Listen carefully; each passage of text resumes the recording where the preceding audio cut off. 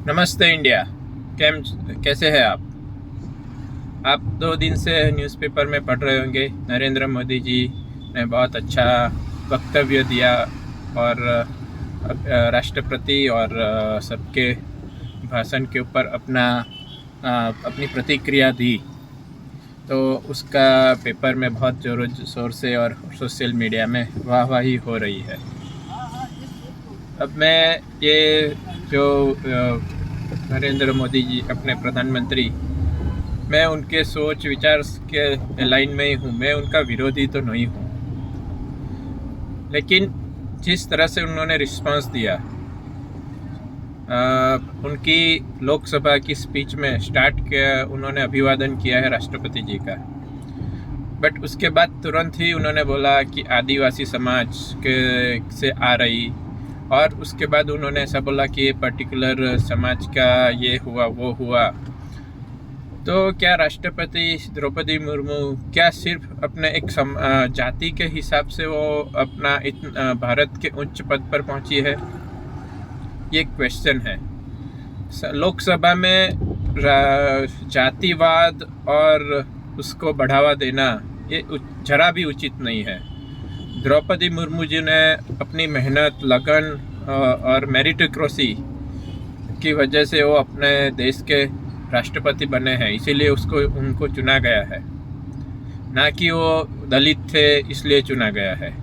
Political benefit लेने के लिए आप संसद के बाहर जो भी बोलते हैं वो बोल सकते हैं, लेकिन संसद भवन के अंदर इस तरह से मुझे तो ऐसा लग रहा है कि राष्ट्रपति जी का एक तरह से उनकी मेरिटोक्रेसी और उनके बलबूते पे जो आगे आए हैं उनका एक अपमान हुआ है। आज अगर प्रधानमंत्री मोदी जी ऐसा बोलेंगे कि मैं ये जाति का हूँ इसीलिए मुझे इतने सारे वोट्स मिले और ये हुआ, तो क्या नरेंद्र मोदी जी ने इतनी मेहनत की इतने सालों से, वो क्या मतलब बेफालतू थी? नहीं ना। उसी तरह से द्रौपदी मुर्मू जी की भी जो मेहनत, लगन और राष्ट्र के प्रति सेवा की भावना है, उसको कहीं ना कहीं ठेस पहुंचाई है। भले ही किसी मीडिया ने ये प्रश्न ये चीज़ को उठाया नहीं है, लेकिन एज ए आम आदमी मुझे हमेशा ऐसा रहा है कि कोई भी चीज़ मेरिटोक्रेसी के ऊपर ही होनी चाहिए, ना कि जाति या कास्ट के ऊपर किसी को अपॉर्चुनिटी मिलनी चाहिए।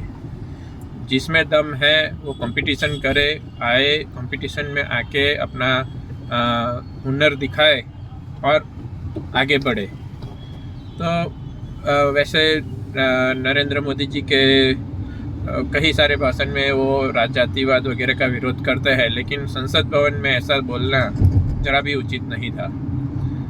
दूसरे दिन नरेंद्र मोदी जी ने राज्यसभा में जो स्पीच दी उसमें देखा, आज पेपर में मैं पढ़ रहा था,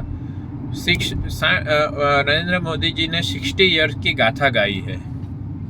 60 ईयर की गाथा गाने से क्या अच्छा है? हमको 10 साल का प्रोग्रेस देखना है या 60 ईयर्स में क्या हुआ वो देखना है? 60 ईयर में भारत की जनता ने, 60-70 ईयर्स में भारत की जनता ने तो देखा ही हुआ है कि किस तरह से तंत्र चला हुआ है। तभी तो कुछ बदलाव चाहते थे, इसीलिए नई सरकार, नए विज़न को सबने बहुत ये करके मत दिया है। तो क्या संसद में, राज्यसभा में एक पार्टी के प्रति ये क्या भाषण, राज्यसभा में भाषण क्या कोई इलेक्शन के लिए था? आप इलेक्शन में तो ये सब बोलते ही है, इलेक्शन की इतनी सारी रैलियाँ, मतलब ऐसा लगता है कभी कभी तो अभी हमारे आगे के 10 साल पहले के जो प्रधानमंत्री थे, जो मनमोहन सिंह जी थे, वो ना कुछ बोलते थे, बस काम किए जाते थे, और ये है बस बोले ही जा रहे हैं। 10 साल से मुझे ऐसा ही लगता है कि 24/7 वो एक इलेक्शन मोड में ही है। हमेशा कितनी सीट आए तो मैं कहाँ, राज्यसभा में मेरे कितने मेंबर बने, लोकसभा में मेरे कितने मेंबर बने, उसी के प्रति मतलब उनका ये विज़न चल रहा है, उनका मैथमेटिक्स चल रहा है। अगर भारत देश में बहुत लोगों ने वोट अब कांग्रेस और अदर दूसरी पार्टी को भी किया है, तो प्रधानमंत्री जी का एक जवाबदेही है कि सभी पार्टियों को लेके चले। तो संसद में अगर आज उनके नंबर्स ज़्यादा है, उसका ये मतलब नहीं है कि जिसके नंबर्स कम हैं उसको बस सप्रेस किया जाए। तो कहीं ना कहीं मतलब ऐसा लग रहा है कि अपने काम अच्छा चल रहा है, उसमें मुझे कोई मतलब दो राय नहीं है।